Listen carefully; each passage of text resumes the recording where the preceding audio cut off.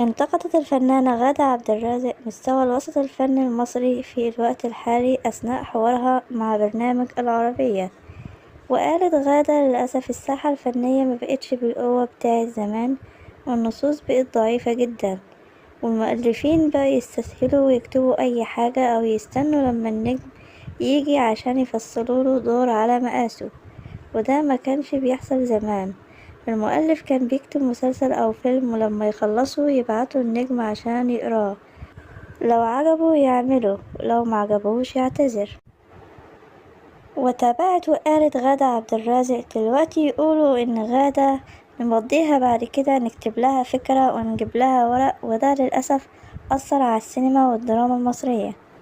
وشاركت غادة عبد الرازق مؤخرا في بطولة فيلم تاني مع أحمد آدم وبيومي فؤاد ومحمود حافظ وثراء جبيل ودنيا ماهر وأمير صلاح الدين وسليمان عيد وإبرام سمير وإسلام شوقي وعدد آخر من الفنانين، ومن تأليف محمد نبوي وعلاء حسين وإخراج شريف إسماعيل، إنتاج شركة فردي للمنتجين محمد عبد الحميد ووائل علي. وفيلم تاني تدور أحداثه في إطار اجتماعي لغاية، حيث